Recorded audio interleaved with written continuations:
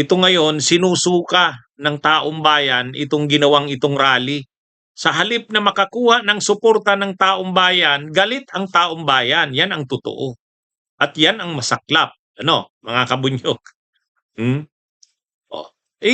Simula pa lang kasi pagkaumaga, ang ginawa ba naman nila, yung mga bases, yung mga bases na sinakyan ng mga rallyista, yung mga bases na ginamit ng mga rallyista, binalandra doon sa EDSA. O tingnan nyo yan, mga kabunyog.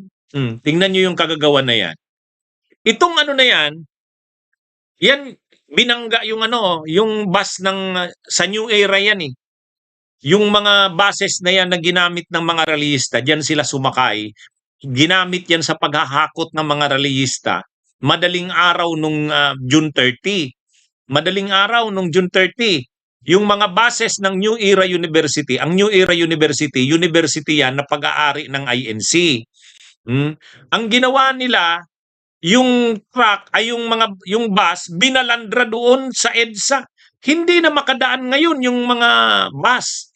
Sa busway mismo binangga. Kumbaga, yung mga buses kasi dumadaan diyan. Binalandra yung imagine niyo naman ang mga ugali iyan. Ibig sabihin, talagang ang plano nila, abalahin. Ang sama, sa simula pa lang nung kanilang rally, unang araw pa lang, hindi na kaagad maganda. Ang unang wag mong gagawin sa pag-o-organize ng mga ganyan na mga rallies, wag mong kalabanin ang mga tao, wag mong kalabanin ang publiko. Para makuha mo ang simpatya nila. Mga kabunyog, winning the hearts and minds of the people. Hindi ba nila alam yung WHAM? W-H-A-M. WHAM. Winning the hearts and minds of the people. Gusto nyo na makuha yung puso, yung heart and mind ng mga tao? Wag nyo silang galitin. Ang ginawa, binalandra ba naman yung binalandra ba naman yung bus ng iglesia? Sa New Era yan eh. Ilang bases ang sinakyan yan. Kaya matindi mga kabunyog. Basta-basta na lang, kung saan-saan na lang pinisto yung mga sasakyan nila. Hindi man lang pinarada ng maayos. Yan talaga yung kagagawa nila. Samantalang, 'di ba? Ang pagkakapakilala ng Iglesia ni Cristo, mga disiplinado ang mga miyembro. Tingnan nyo naman, disiplinado ba yan? Kaya ang nangyari mga kabunyog, yung INC rally fallout, missed exams, canceled clinics, traffic gridlock, yun. Ngayon, paano mo ngayon makukuha ang simpatya ng taong bayan? Paano ka ngayon mapapaano na tama yung ginagawa nyo? 'Di ba? Kasi ang gusto nila diyan makakuha ng suporta para kay Marcoleta. Makakuha sila ng suporta ng awa kay Marcoleta. Kasi kakasuhan na nga, aarestuhin. Wala mga kabunyog mga kababayan.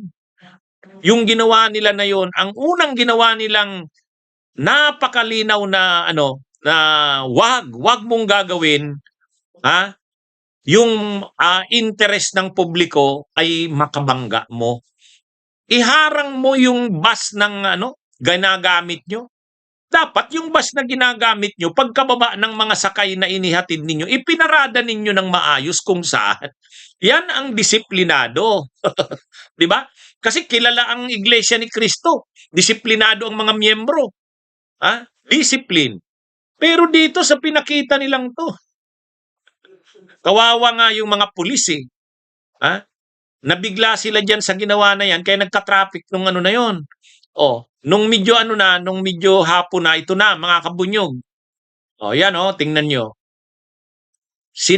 Sinimulan na ng mga autoridad ang pagtow ng mga sasakyang nakahambalang sa EDSA kaugnay ng biglaang rally ngayong umaga ng Martes, June 30. Yan Imagine mo ba naman ihambalang ang mga sasakyan nila?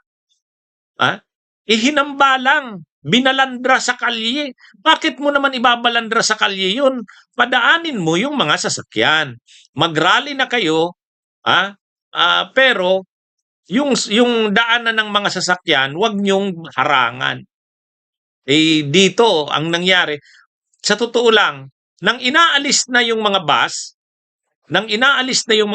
na hinarang nila, nagalit yung mga rallyista. Tingnan niyo yan, yung nagkagulo yan eh. Yung mga blue na yan ng mga buses, yan yung ginamit nila. Hindi ipinarada ng maayos nandun sa mismong kalsada, hindi man lang itinabi. Ay di ba dapat pagkahatid mo ng mga tao na hinakot mo, i-park mo ng maayos kung saan. Ay ang nangyari, wala, talagang ang intensyon nila mang-abala ng tao. Tapos ngayon aasahan mo, susuportahan kayo ng taong bayan sa ganyan na ginagawa. Paano mo ma-win over yung hearts and minds of the people kasi wala. Sabi ni Gigi Manahan, bus operators can be sued. Hindi nga po pribado nila yan eh.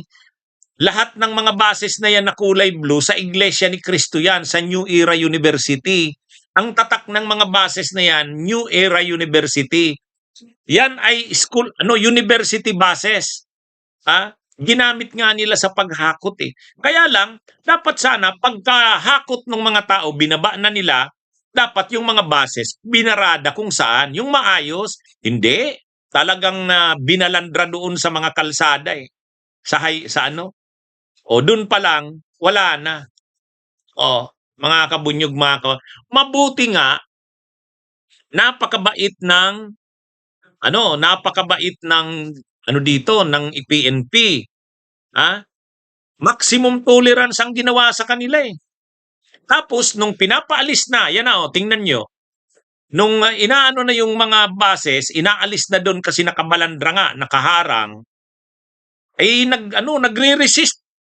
Yung mga rallyista nagre-resist. Yun, may mga inaresto yan, nakikita nyo, inaresto. Mga kabunyog, mga kababayan. Kaya ang sama ng ginawa nila. Ang sama ng ginawa. So paano sila makakakuha ngayon ng support sa taong bayan? Kaya unang araw pa lang, hindi suporta ng taong bayan ang nakuha nila, kundi galit. Kasi ang tingin sa kanila, perwisyo. Perwisyo. Kami nung isang araw, nagrally kami noong June 28. Yung White Ribbon Movement. Yung mga sasakyan namin, pinarada namin. Ako halimbawa, nagparada ako sa loob ng Robinsons. Naglakad na lang kami papunta doon sa EDSA, sa White People Power Monument. Ganon ang disiplina. Ito wala eh. Talagang Tapos gusto nila suportahan sila ng taong bayan. Paano ka naman susuportahan sa ganyan? Di ba? Makakabunyog, mga kababayan. Bunyog, bunyog, halikan na kasama ka.